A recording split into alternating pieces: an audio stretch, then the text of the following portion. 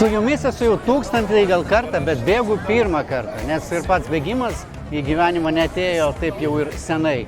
Taip, kad aš toks pakankamai naujokas šitose reikaluose. Esmė, kad aš bėgu ir aš žinau, dėl ko aš bėgu.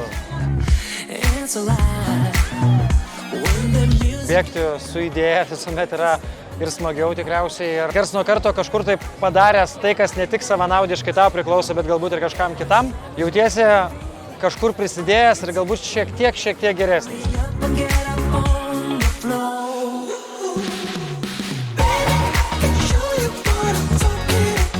Sukelia geras emocijas ir žmonėm, ir ta energija tokia labai pozityvi.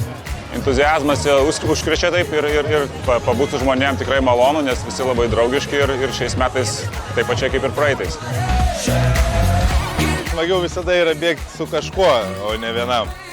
Nes kad palaikytų vienas kitą įkvėpį, kad va, dar biškį, dar greičiau. Tai va, o kai vienas bėgi, tai va ir praėjau pusę distancijos.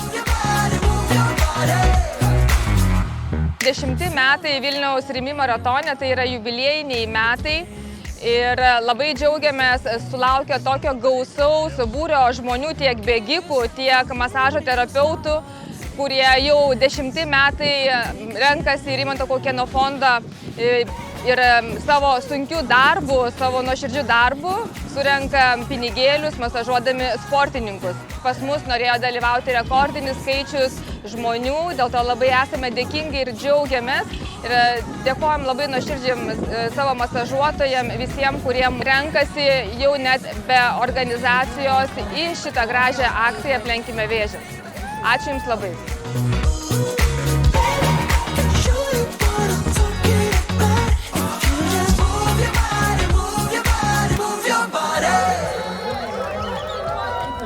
Efektyvių, nuostabių žmonių.